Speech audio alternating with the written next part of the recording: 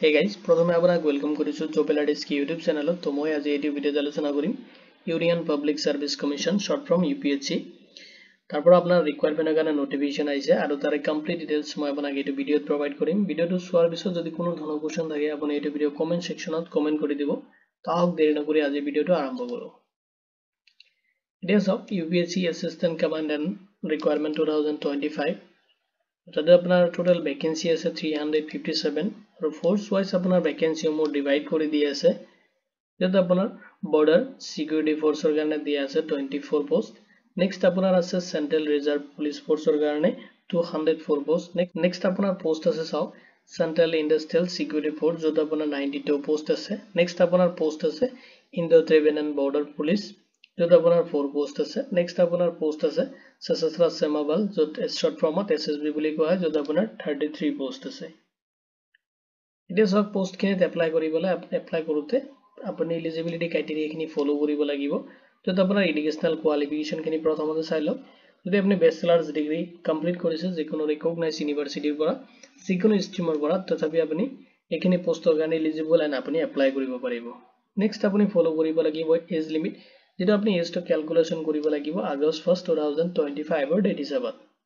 Next আপোনাৰ minimum as বিচাৰিছে 20 ইয়াৰ যদি আপোনাৰ হৈছে তেতিয়াহলে আপুনি পোষ্ট খিনিৰ কাৰণে এপ্লাই কাৰণে এলিজিবল হ'ব। এন্ড ম্যাক্সিমাম এজ বিচাৰিছে 25 ইয়াৰ্স লৈকে আপুনি পোষ্ট খিনিত এপ্লাই কৰিব পাৰিব।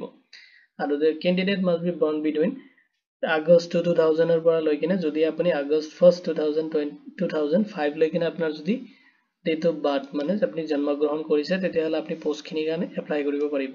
এজ ৰিলেক্সেশন খিনি আপোনাৰ এপ্লিকেবল হ'ব এজ পাৰ দা গভৰ্নমেন্ট যেটো ৰুলস আছে নৰ্মস হিচাপত আপুনি এজ ৰিলেক্সেশন খিনি এপ্লিকেবল হ'ব আৰু আপুনি পাব। এতিয়া ইম্পৰ্টেন্ট ডেটস খিনি চাই লওক। আপোনাৰ এপ্লিকেশন স্টাৰ্ট হৈছে মাৰ্চ 5 2025 ৰ পৰা আপোনাৰ অনলাইন এপ্লিকেশনটো স্টাৰ্ট হৈছে আৰু আপোনাৰ লাষ্ট ডেট যেটো হয় এপ্লাইৰ আপুনি এপ্লাই কৰিব পাৰিব মাৰ্চ 25 2025 লৈকে আপুনি লাষ্ট সাবমিট কৰিব পাৰিব। আৰু এপ্লিকেশনে যদি কোনো ধৰণৰ কাৰেকচন কৰিব থাকে তেতিয়াহলে আপুনি মাৰ্চ 26 ৰ পৰা লৈ কিনে এপ্ৰিল 1 2025 লৈকে আপুনি কাৰেকচন কৰিব পাৰিব। আৰু এক্সাম ডেট যেটো হয় আপোনাৰ আগষ্ট 3 2025 ত আপোনাৰ এক্সামিনেশন হ'ব, যেটো ৰিটেন এক্সামিনেশন হয়। এতিয়া চাওক আপুনি এপ্লাই কেনে কৰিব। এপ্লিকেশন প্ৰসেস খিনি চাই লওক। আপুনি স্টেপ বাই স্টেপ মই আপোনাক বেসিক ডিটেইলছ মই দে প্ৰভাইড কৰিম আপোনাক। প্ৰথম স্টেপটো চাই লওক। আপুনি ভিজিট কৰিব লাগিব যেটো ইউপিএসসি ৰ অফিশিয়াল ওয়েবসাইট আছে, তাতে আপুনি প্ৰথমতে ভিজিট কৰিব লাগিব।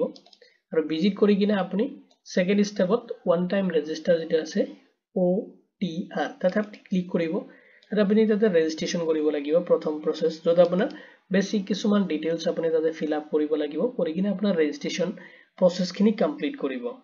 নেক্সট আপুনি কৰিব লাগিব লগইন কৰি কিনে আপোনাৰ এপ্লিকেশন প্ৰসেস খিনি কমপ্লিট কৰিব, যত আপোনাৰ personal details educational details communication details খিনি আপুনি তাতে ফিল আপ কৰিব লাগিব। বি কেয়াৰফুল, আপুনি ডিটেইলছ খিনি ফিল আপ কৰোতে কেয়াৰফুলি ফিল আপ কৰিব।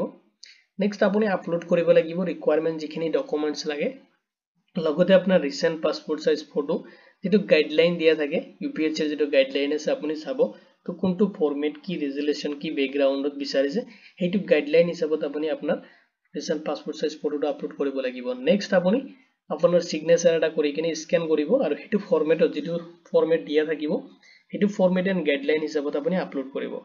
নেক্সট আপুনি কৰিব লাগিব এপ্লিকেশন ফি পেমেন্ট, যত আপোনাৰ ক্যাটেগৰি ওয়াইজ পেমেন্ট খিনি ডিভাইড কৰি দি আছে। যদি আপুনি জেনাৰেল বা ওবিসি ক্যান্ডিডেট হয় তেতিয়াহলে আপুনি পেমেন্ট কৰিব লাগিব 200।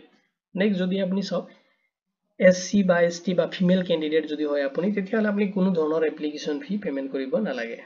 নেক্সট আপুনি আপোনাৰ এপ্লিকেশনটো যে ফাইনাল সাবমিট দিব লাগিব আৰু ফাইনাল সাবমিট দিয়াৰ পিছত আপোনাৰ একনলেজমেন্ট যেটো এপ্লিকেশন একনলেজমেন্ট ৰিসিভ আৰু যেটো আপোনাৰ পেমেন্ট ৰিসিভ হয় যে ফিউচাৰ ৰেফাৰেন্সৰ কাৰণে আপুনি আপোনাৰ তাত যে প্ৰিন্ট আউট এটা ৰাখি থব। নেক্সট চাওক আপুনি সিলেকশন প্ৰসেস খিনি। সিলেকশন প্ৰসেস আপোনাৰ চাৰিটা স্টেপ হ'ব। সিলেকশনত স্টেপ কেইটা চাই লওক। প্ৰথমতে আপুনি ৰিটেন এক্সামিনেশন দিব লাগিব, যেটো আপোনাৰ আগষ্ট 3 2025 ত হ'ব।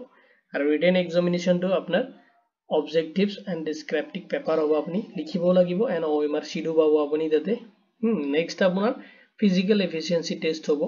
নেক্সট আপোনাৰ হ'ব মেডিকেল স্ট্যান্ডাৰ্ড টেষ্ট। নেক্সট আপুনি দিব লাগিব পাৰ্সোনাল ইন্টাৰভিউ। তো চাৰিটা স্টেপত আপোনাৰ সিলেকশন হ'ব। It is of importance link খিনি, যদি আপোনাৰ অফিশিয়াল নোটিফিকেশনটো আহিছে লগতে আপোনাৰ এপ্লাই লিংক এণ্ড UPSC যিটো অফিচিয়েল ৱেবছাইটৰ লিংক আছে অলৰেডি মই আপডেট কৰি থৈছোঁ জব এলাৰ্ট এছকে পৰ্টেলত, যিটো লিংক মই এইটো ভিডিঅ'ৰ ডেছক্ৰিপশ্যনত প্ৰভাইড কৰি দিম। যদি আপুনি ইণ্টাৰেষ্টেড এণ্ড এলিজিবল হয় তেতিয়াহ'লে আপুনি ভিজিট কৰিব পাৰে জব এলাৰ্ট এছকে পৰ্টেলত, আৰু তাতে চিষ্টেমেটিকভাৱে ডিটেইলছখিনি প্ৰভাইড কৰিছোঁ। আপুনি তাতে তাৰ পৰা যাই কিনে ডিটেইলছখিনি চেক কৰিব পাৰিব, অফিচিয়েল নটিফিকেশ্যনটো ডাউনলোড কৰিব পাৰিব, এপ্লাই লিংক তাৰ পৰা পাই যাব আপুনি। এণ্ড আপুনি অফিচিয়েল যিটো ৱেবছাইট হয় UPSC তাতো ভিজিট কৰিব পাৰিব। তো ভিডিঅ'টো চোৱাৰ বাবে ধন্যবাদ দি কিনে আজি ভিডিঅ' ইমানতে সামৰিছোঁ।